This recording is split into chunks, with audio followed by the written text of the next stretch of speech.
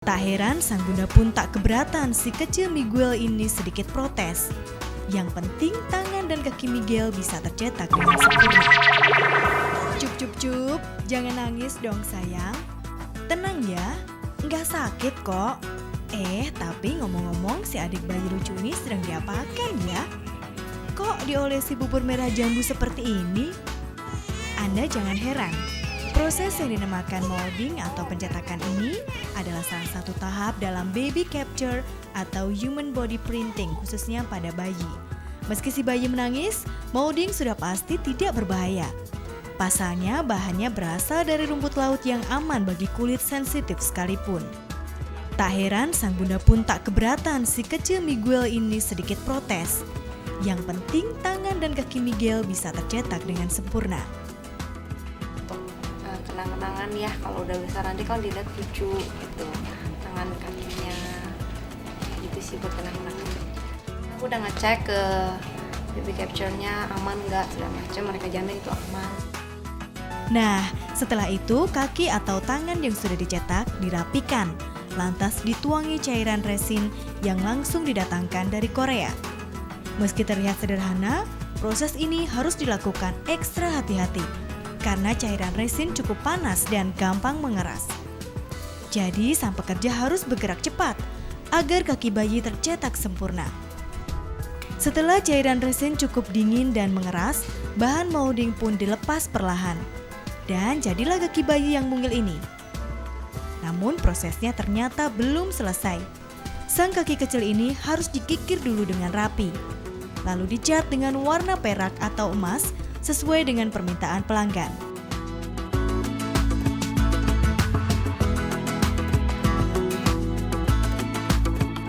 Bila pengecatan sudah selesai, kaki dan tangan bayi yang lucu ini pun dibingkai agar tampak indah dan tahan lama.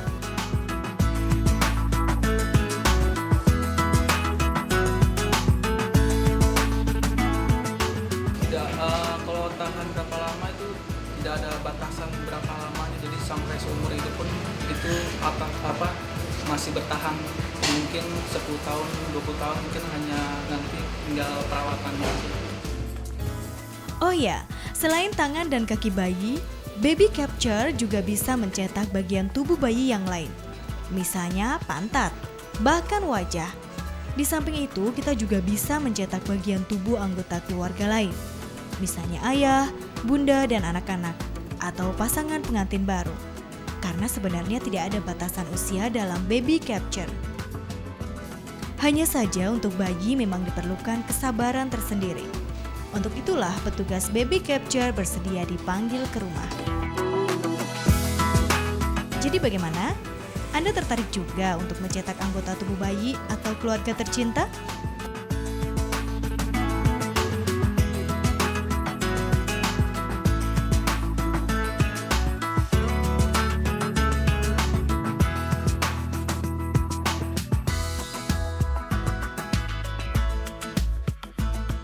Ada berbagai cara untuk melatih seorang bayi berjalan. Seorang warga desa Ngembal Kulon, Kecamatan Jati, Kudus, Jawa Tengah memilih cara tradisional. Bahkan Torik membuat sendiri peralatan yang disebut geritan ini. Geritan ini rencananya akan digunakan oleh anak pertamanya, Tafta Zaini, yang berusia 11 bulan.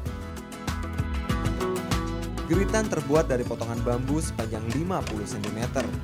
Bagian atas bambu diberi 2 lubang untuk menancap tangkai kayu. Tangkai kayu ini berfungsi sebagai pegangan anak saat berlatih berjalan. Geritan ini dapat digunakan setelah bambu ditancapkan pada pasak kayu yang berukuran lebih kecil dari lubang bambu. Sehingga bila tangkai pegangan kayu didorong, maka anak akan berjalan mengitari pasak kayu. Untuk menyemangati anak yang sedang berlatih berjalan, biasanya orang tua manapun anak-anak di sekitarnya akan menyanyikan lagu-lagu Jawa. Geritan menjadi pilihan pertama bagi Torik. Selain biayanya murah, membuatnya pun mudah. Bahan-bahannya bisa didapatkan di sekitar rumah. Namanya alat geritan. Alat geritan itu alat jalan tradisional untuk anak-anak. Itu kok kenapa nggak pakai seperti baby walker itu, kok gunakan ini kenapa soalnya? Tapi kalau baby walker itu kan alat untuk meluncur, bukan untuk alat untuk jalan. Ya, tapi kalau geritan ini alat untuk jalan di samping tradisional, biayanya murah.